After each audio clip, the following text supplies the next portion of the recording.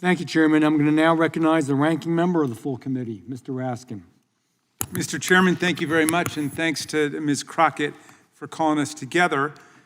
We are already 10 weeks into the Trump administration, and still the Republicans are recycling the most tiresome, vacuous, and debunked stories, conspiracy theories about the Biden administration, while demurely declining to conduct any oversight at all of the current administration.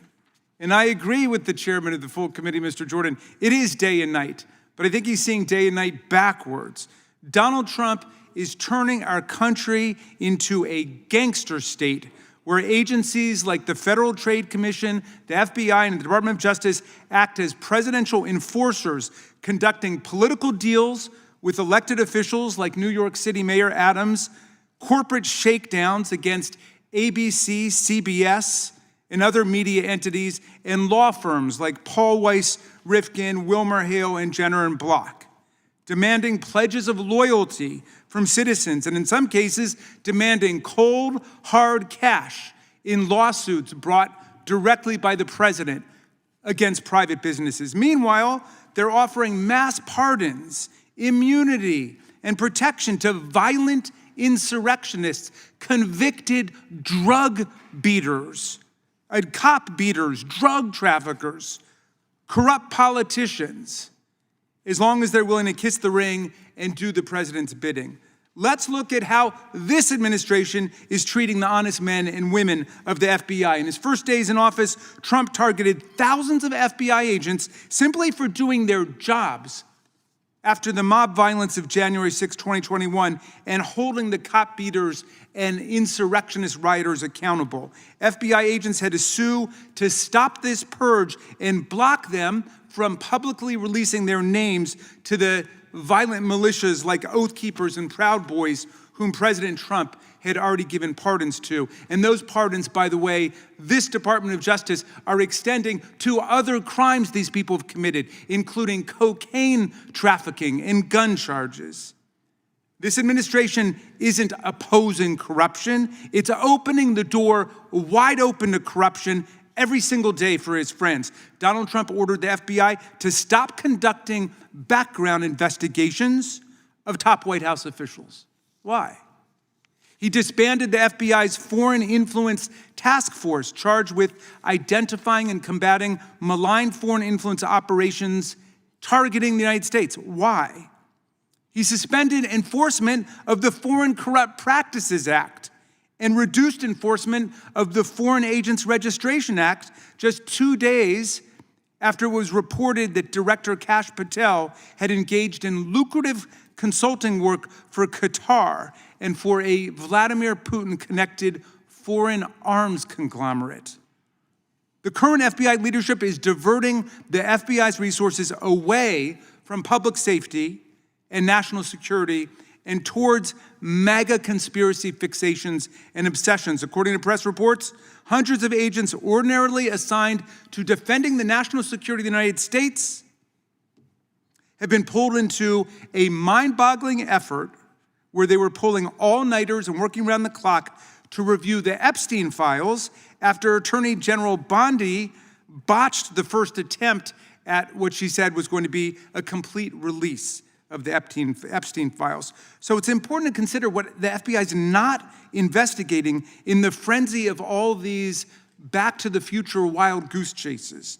They're not investigating Signalgate, the extraordinary decision by a group of America's highest national security officials, including one who was in Moscow at the Kremlin at the time, to compromise the safety of our service members and intelligence officers by using Signal, a non-secure commercial application to reveal specific, confidential, and classified details about an impending military airstrike, complete with timestamps for when F-18 aircraft would launch and arrive at their targets and when Tomahawk missiles would be fired at buildings controlled by Houthi members.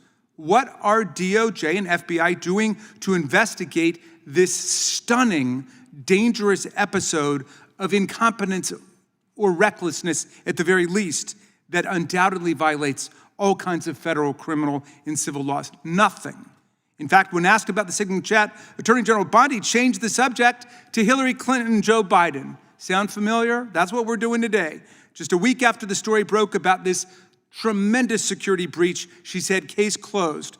No further investigation, no lessons learned, no hearings. That's the end. Can you imagine what they would be doing if that had happened under President Biden? If his top national security team had been talking about a military strike on signal, there would be 8 special committees and subcommittees investigation, and they'd all be demanding impeachment, the way they're demanding impeachment of judges who blow the whistle on the illegalities of this administration. Well, what else is the FBI not investigating?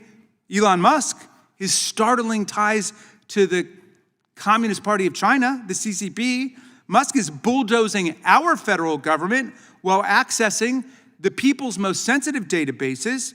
And he's traveled to China multiple times in the last several years and met with the highest level Communist Party officials. He's continued to open factories in China where he does half of his business, even as he works as a, quote, special government employee to dismantle and destroy our federal government. Can you imagine if President Biden had done that, what our colleagues would be saying?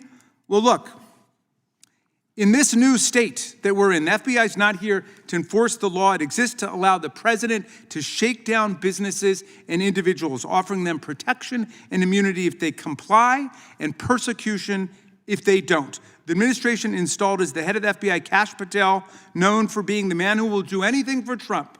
They also installed as deputy director Dan Bongino, a far-right podcaster and conspiracy theorist who boasted in 2018 that his entire life right now is about owning the libs.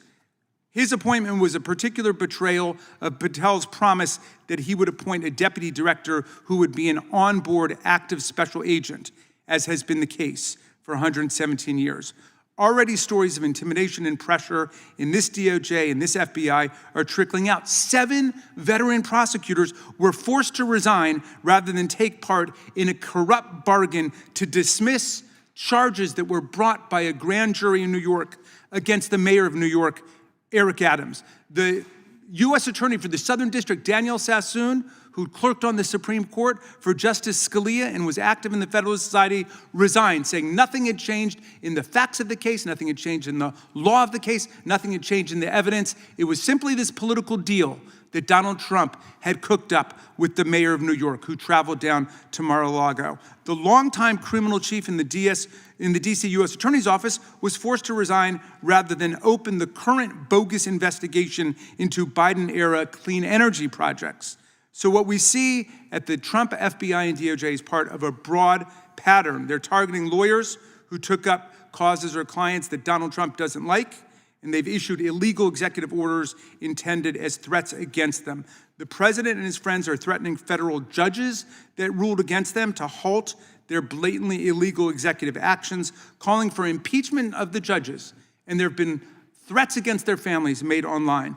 The president and his friends are threatening journalists and deporting legal immigrants for exercising their First Amendment rights, sending a clear message to anyone thinking of speaking up against the administration. The FBI's leadership are threatening to take the FBI down a very dangerous path today, one that's entirely incompatible with the values of the men and women of the FBI and the best traditions of the agency. Once again, with today's hearing, my colleagues are turning a blind eye to what's going on right now, choosing instead to regurgitate and recycle debunked and discredited lies about the Biden administration and somebody having an investigation into parents and school board that's been debunked a million times. That was an investigation into people making violent death threats against school board members. Nobody was ever arrested. Nobody was ever charged with anything. And yet they've been dining out on that. I think it's for 5 years now, talking about something that led nowhere, and there was nothing wrong with it in the first place. So the men and women of the FBI deserve to know that Congress is watching, and we've got your back. We're not going to stand idly by while this administration tries to turn the FBI into an arm of a pay-to-play gangster state. Thank you, Mr. Chairman. I yield back.